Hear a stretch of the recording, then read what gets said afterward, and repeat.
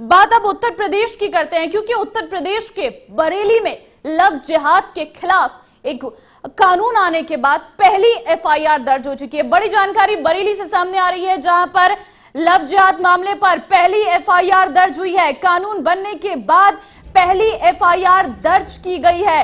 आरोपी पर धर्म परिवर्तन कराने का बड़ा आरोप लगा है। मामले में आरोपी अभी तक फरार है। फिलहाल पुलिस मामले की जांच कर रही है। खबर बरेली से सामने आई है। उत्तर प्रदेश में लगातार लव जिहाद के मामले सामने आ रहे हैं और ये जानकारी सामने आई है कि उत्तर प्रदेश में लव जिहाद मामले पर पहली एफआईआर दर्ज हो चुकी है। दरअसल जो कानून बना था उसके बनने के बाद ये पहली एफआईआर दर्ज की गई थी। सरकार की तरफ से एक अध्यादेश लाया गया था जिसमें पूरी तरीके से जानकारी दी गई थी कि किस तरीके से अगर लव जिहाद का मामला सामने आता है तो उस पर इस तरीके से सजा का प्रावधान होगा। लड़की पढ़ने जाती थी, उसी समय से ये लड़का उस लड़की के साथ बदतमीजी कर रहा है। एक बार भगा के भी ले गया, फिर गांव के लोगों ने इसे समझा दिया मगर नहीं मान रहा है। बदतमीजी पे चालू है, मतलब सुधर नहीं रहा है बिल्कुल भी वो, तो इसके खिलाफ उचित कार्रवाई की जाए। आपने ये थाना देवरानिया में कल एक मुकदमा दर्ज हुआ है जिसमें एक लड़का एक लड़की को जिसे वो पहले ही भगा ले गया था, अपहरण कर लिया था। इस लड़की के खिलाफ पहले भी एक मुकदमा दर्ज हुआ था। तो उस लड़की को ऊपर दबाव बना रहा था धर्मांतरण करने का और शादी करने का। तो उसके तहत जो है लड़की की पिताजी ने ये मुकदमा दर्ज कराया है। कल अध्यादेश जारी हुआ है विधि विरुद्ध धर्मांतरण प्रतिषेध अधिनियम 2020, उसके धारा 3 व 5 के तहत ये मुकदमा दर्ज हुआ है। इसी के साथ आईपीसी की अन्य धाराएं भी लगाई गई हैं। अभी लड़का फरार है और उसकी गिरफ्तारी का प्रयास किया जा रहा है। चलिए ग्राफिक्स के जरिए आपको समझाते हैं लव जिहाद पूरा मामला क्या कुछ है। आपको बता दें कि लव जिहाद के खिलाफ कानून का ये ड्राफ्ट है। शादी के लिए छल कपट प्रलोभन बलपूर्वक अगर किया जाता है अधिकतम 10 साल के कारावास और जुर्माने की सजा का प्रावधान इसमें किया गया है। ये ड्राफ्ट तैयार किया है जिसमें ये सारी बातों पर गौर किया गया है। धर्म परिवर्तन के लिए जिलाधिकारी से अनुमति आपको लेनी होगी। अगर अनुमति नहीं ली गई है तो आपके ऊपर कार्रवाई की जाएगी। अनुमति से पहले जिलाधिकारी को 2 महीने का नोटिस भी देना होगा। 2 महीने पहले नोटिस देना होगा जिलाधिकारी को। साथ ही आपको बता दें कि नोटिस ना देने पर 6 महीने से 3 साल की सजा का प्रावधान 10,000 का जुर्माना लगाया जा सकता है। आपको ये भी बता दें कि सिर्फ लड़की के धर्म परिवर्तन के लिए शादी कराना महंगा पड़ेगा। अगर सिर्फ शादी के लिए धर्म परिवर्तन किया जाता है ऐसे में शादी शून्य मानी जाएगी और यानी उसे अमान्य माना जाएगा। शादी नहीं मानी जाएगी अगर इस तरीके से शादी की जाती है। सामूहिक धर्म परिवर्तन करवाने पर 3 साल से 10 साल तक का सजा का प्रावधान इसमें रखा गया है। सामूहिक धर्म परिवर्तन करवाने से कम 50,000 रुपए का जुर्माना भी लगाया जाएगा। सजा के साथ ही जुर्माने की रकम भी ली जाएगी। धर्म परिवर्तन में शामिल संगठनों के खिलाफ कार्रवाई और रजिस्ट्रेशन कैंसिल कराया जाएगा।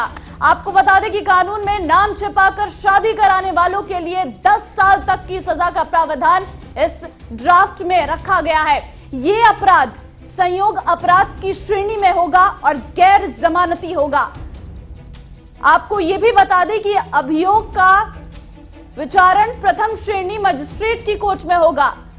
पहले जो होगा तो वो मजिस्ट्रेट की कोर्ट में किया जाएगा। अभिषेक सिंह हमारे संवाददाता इस वक्त अधिक जानकारी के साथ जुड़ चुके हैं। अभिषेक, क्या पूरा मामला है, पहले तफसील से बताएं।